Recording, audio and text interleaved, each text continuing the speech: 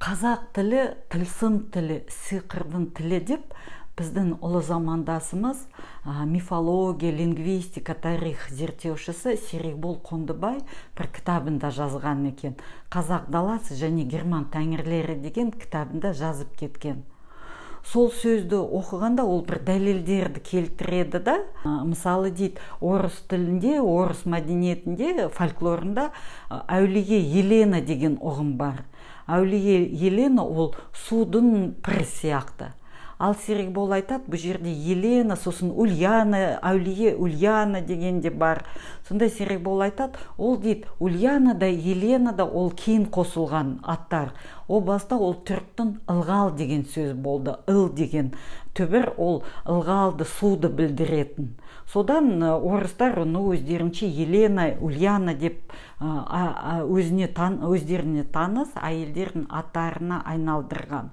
Соны Серикболдан бір оқып, сосын бір Георгий Сытин деген совет замандағы бір психосоматиканы зерттейтін ғалымның кітабын оқып жаттым да сол кезде. Ол Георгий Сытин сол совет заманда кәдімгідей диссертация қорғап, мынандай дуа адамға қалай әсер етеді. Дуа болғанда ол сөздер да, сиқырлы сөздер деп. Сонда ол мынадан мысал келтіреді да, айтады, бір орыстарда бұрыннан келе жатқан сөздер бар. Адамның қаны аға берсе, байқамай бір жерін кесіп, сосын қаны аға берсе, соны тоқтату үшін дейді, мынандай сөздер бар. Едет святой Георгий на кауром коне, а ты кровь не кань деп. Сонда мағынасы әулие Георгий, кауры ол бір сары түсті ма, сондай ат қой. Соның аттың үстінде келе жатыр, ал сен қан не кань дейді, каньба дейді. Сонда дейді, ол адам зерттегенде кәдімгідей медицина докторы ғой, медицина ғылымдарының докторы. Ол адамдарды зерттейді екен, адамдарға датчик іліп қояды сол совет заманының өзінде. Сосын осындай дуалар да айтып көреді да, адамның денесінде не болып жатыр, соны өлшейді.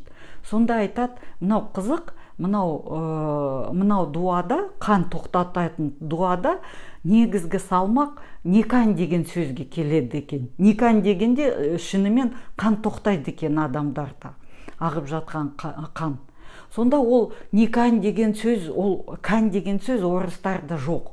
Ол оны түсіндірге тырысып, конючит, ол бір нәрсені жалбарынып сұрау, тағы да сондай сөздерді келтіруге тырысады. Бірақ түрік тілдерін білетін адам бұл жерде қан деген сөз бар екен. Бірден байқайды, қанама деген сөз. Не кань, қанама деген сөз. Сонда не кань дегенде орыстарда қан тоқтаса, бізге не жорық, өз тіліміздің қадірін терең білсек жақсы болады еді. Осындай мысалдарды білсеңіз, жазыңыз, айтыңыз. Рахмет.